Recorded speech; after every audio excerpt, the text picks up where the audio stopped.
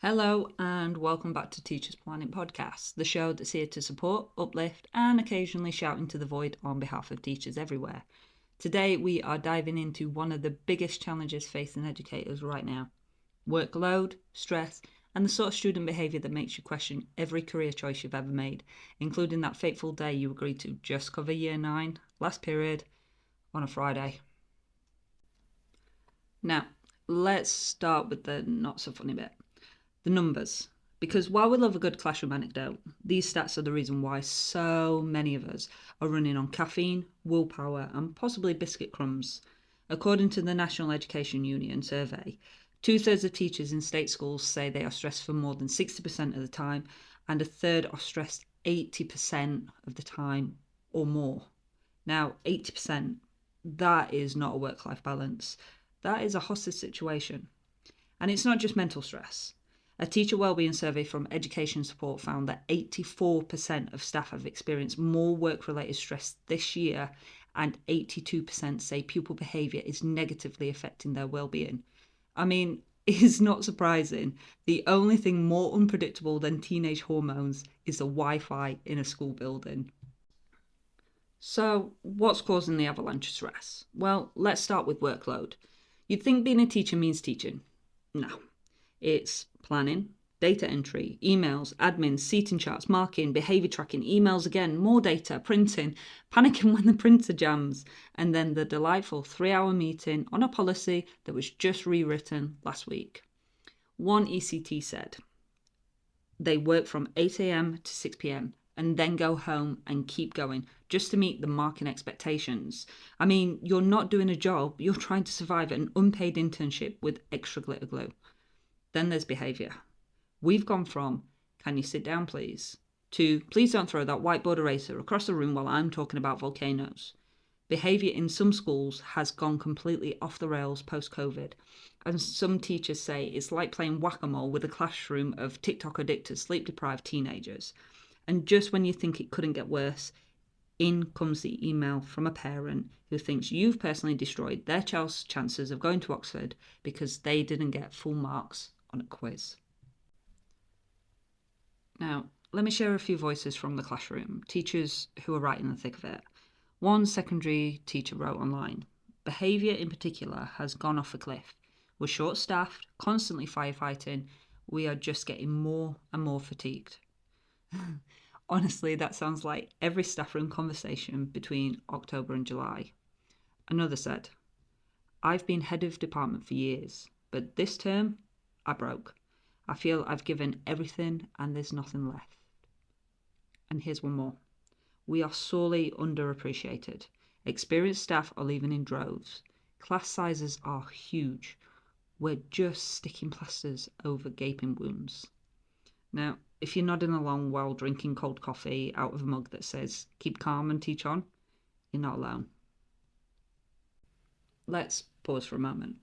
If you're multitasking while listening to this, maybe you're laminating something, eating lunch standing up, or chasing a rogue year 8 student down the corridor in your mind, take a breath.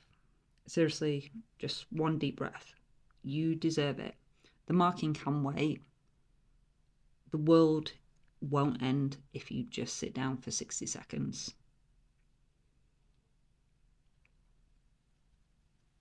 Okay, let's talk about change, because this is the part where we stop just surviving and start imagining something better. At system level, teacher vacancies in England are the highest they've ever been. More than 6 in every 1,000 teaching posts are unfilled. That means bigger classes, more pressure, and more moments of, well, I guess we're all winging it now. And the government? Well, they've offered a 2.8% pay rise, which is like throwing a tea bag into the Thames and calling it a cup of tea. Experts say a fully funded 4% or more is needed to actually reverse the damage of the last decade. This talk of flexible working rights, even working from home for planning and marking, which honestly would be revolutionary. Imagine a world where you can mark in pyjamas without judgment, a dream. At school level, we need more than just posters, about mental health in the staff room. We need real, consistent policies around behaviour, supportive leadership, protected PPA that doesn't magically disappear when someone's off sick, and above all, a culture that values people over performance targets. All right, let's get practical. Here are a few things you can do, small but mighty, to protect your sanity. Boundaries. I know, it's easier said than done, but seriously, shut down those emails after hours. That, just one more reply, turns into 40 minutes of spiralling into a Google Doc of doom. Batch work. Mark in chunks. Plan with a buddy. Share that resource. The Year 7 Egyptians don't need hand-drawn hieroglyphics. You're not an ancient artifact. Save your energy. Find your tribe. Whether it's union support, a WhatsApp group of honest colleagues, or just someone you can make eye contact in a chaotic staff meeting. Community matters. And check in with yourself.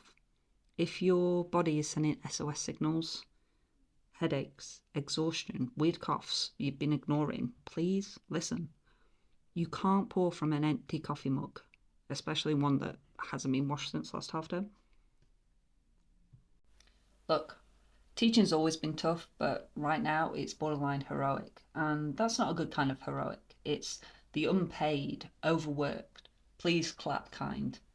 But here's the thing, you're still here, still showing up, still giving kids a shot at joy, at learning, at stability, even when your own cup is bone dry.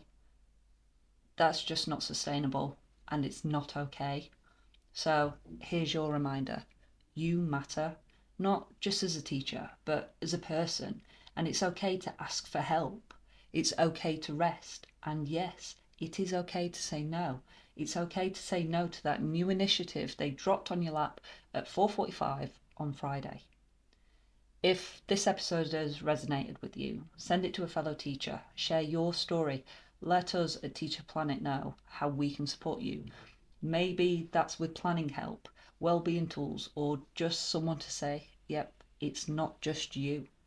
Thanks for being here. Thanks for doing what you do. Now go and take that nap you've been dreaming of since parents' evening.